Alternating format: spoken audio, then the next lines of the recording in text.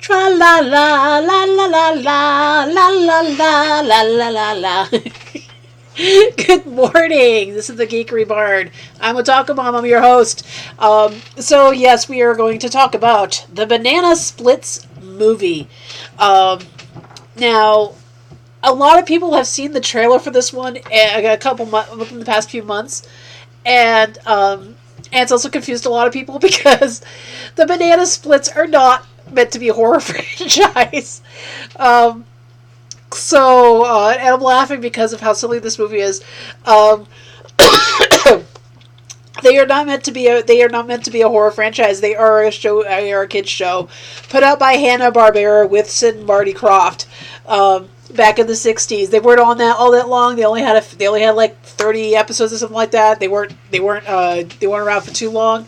They were a short-lived show, but a lot of people remember it from their childhoods. I remember it when it was in reruns, because I remember watching the Banana Splits when I was a kid in reruns. I'm a little too young to remember when it was originally aired, because I was born in 1973. This came out in the '60s, but I do remember watching the reruns. And now, originally, when the show was on the air, it was people in suits. So for the movie, they decided to go the route of having these characters now giant AI robots. And a lot of people watching the trailer, the first thought a lot of people had was Five Nights at Freddy's, the popular video game that involves. I'm going to center myself here. The popular video game that is that has been around since 2014, and there are rumors, but they haven't been confirmed, that the script for this is actually the rejected script for Five Nights at Freddy's. So for the Friday Nights at Freddy's movie, which is still very much in development hell at this point.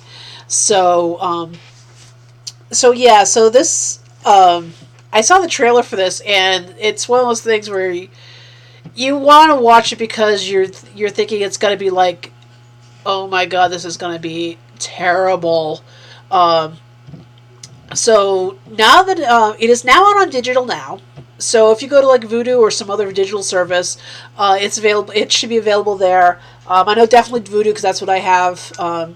Because I looked it up this morning, and I'm like, okay, I got to purchase this. It's not available for rent yet on there, but it is available for purchase on there for $19.99.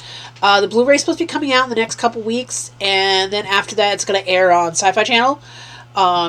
So with that being said, I don't know how Sci-Fi is going to handle this one because it does get gory. It gets very gory. And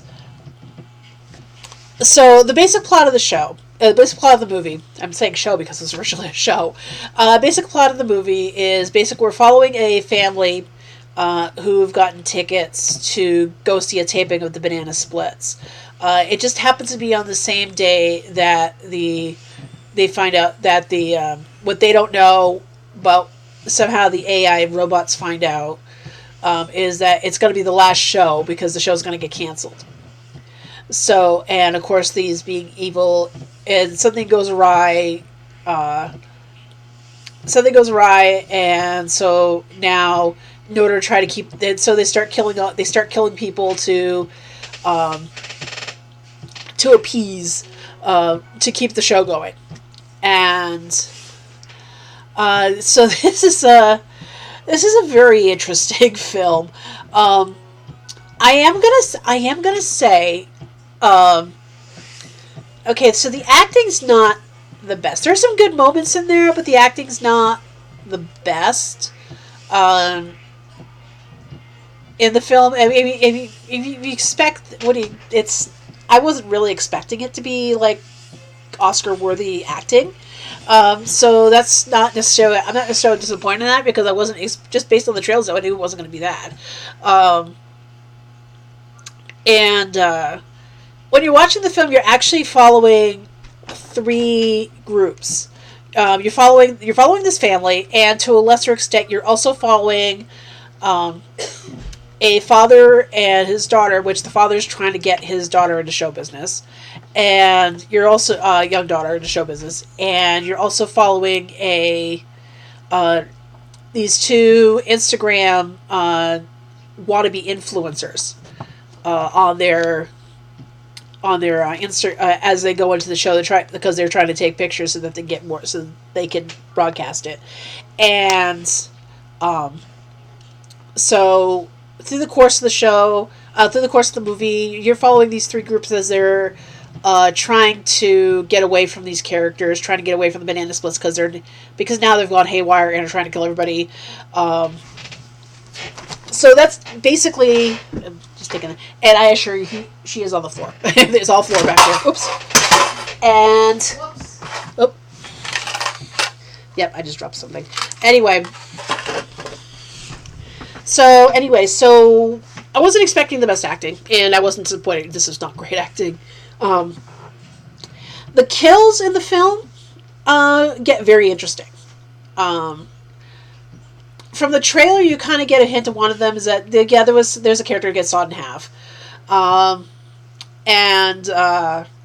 you also got one involving a lollipop. You've got one involving you got a couple involving fire, big hammers, all kinds of things in this one. So the kills are actually pretty good for this one. Although one of them, I like as after it happened, I'm like, wait a minute, that isn't physically possible.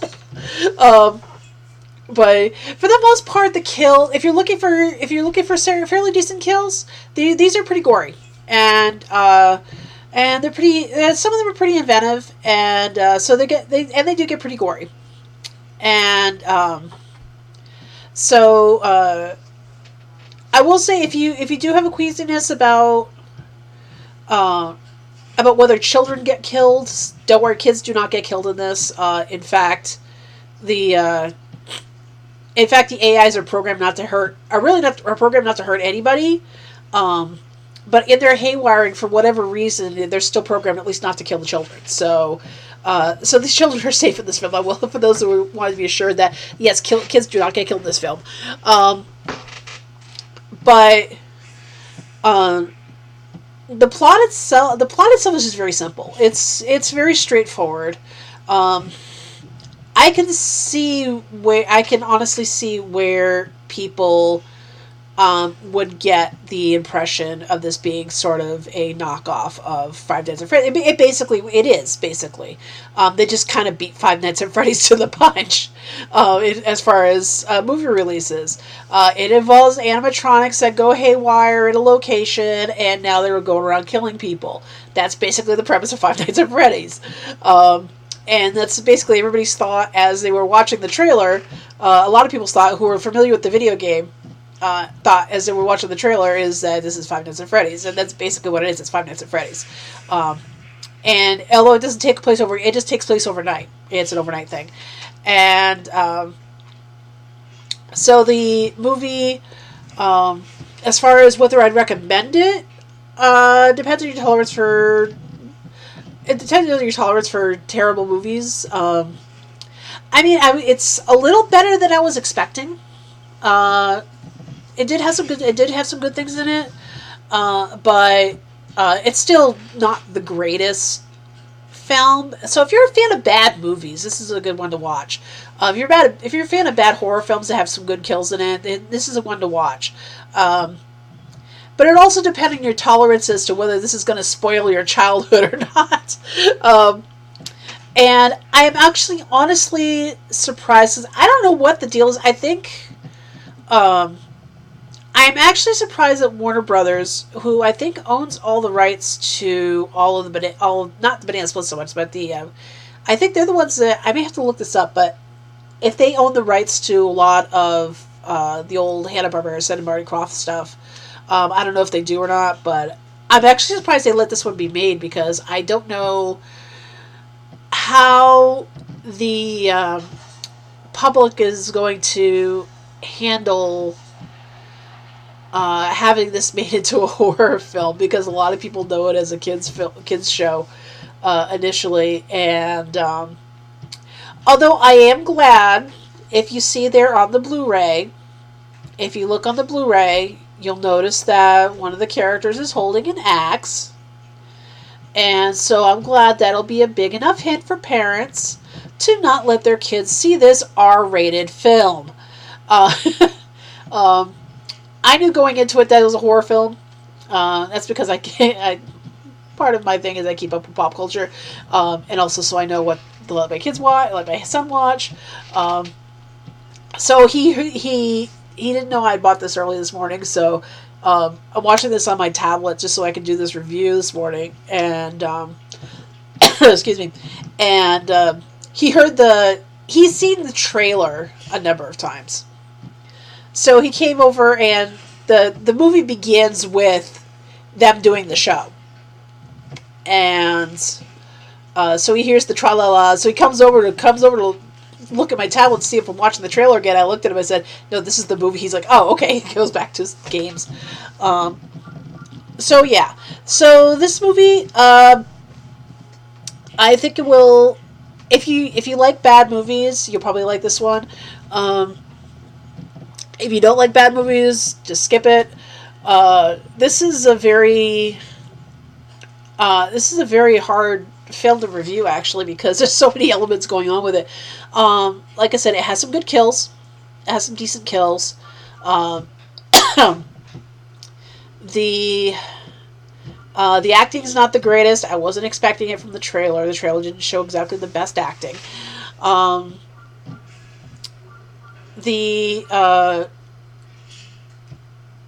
do you call it?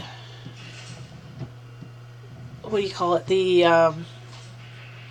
The story is very straightforward. On the story, there's no like huge surprises with it. And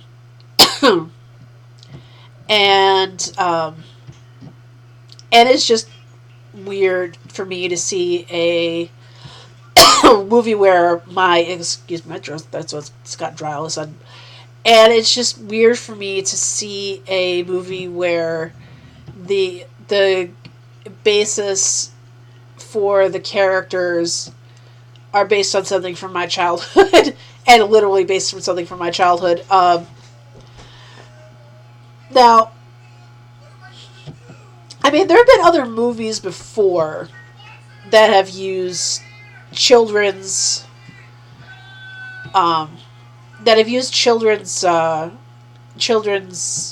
television as sort of a way to satirize what goes on in children's television, to satirize or present more adult ideas.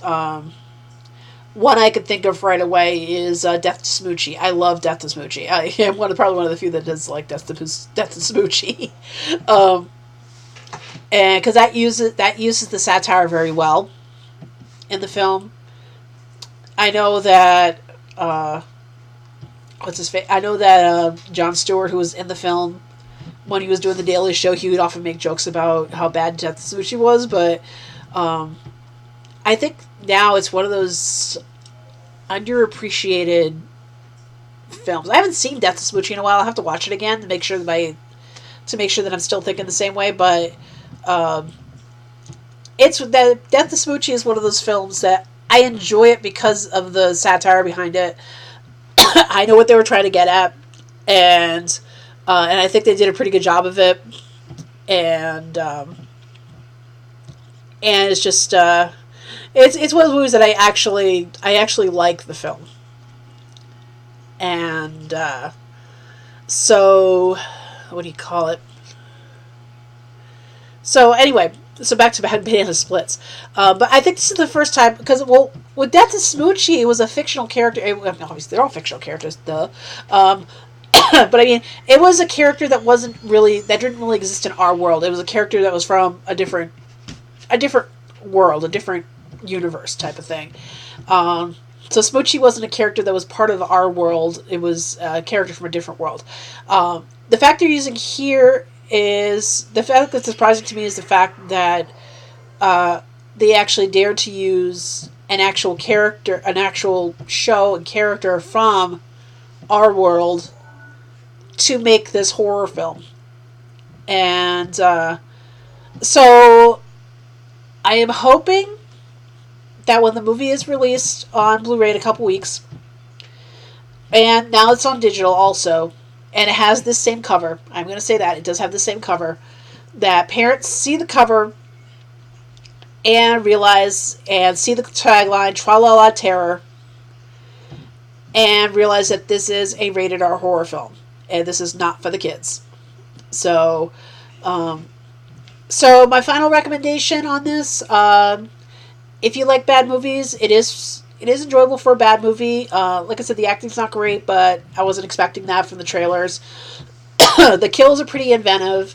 And it has and the plot's pretty straightforward. There are some nice little twists here and there, but for the most part, the plot's pretty straightforward. It's nothing like huge, so it's like a good movie to watch with drunk with a bunch of friends. So, and as long as you don't think it's going to ruin your childhood, yeah, go for it. Okay, so anyway, so this is Otaku Mom with the Geekery Barn, and see you another time. Bye.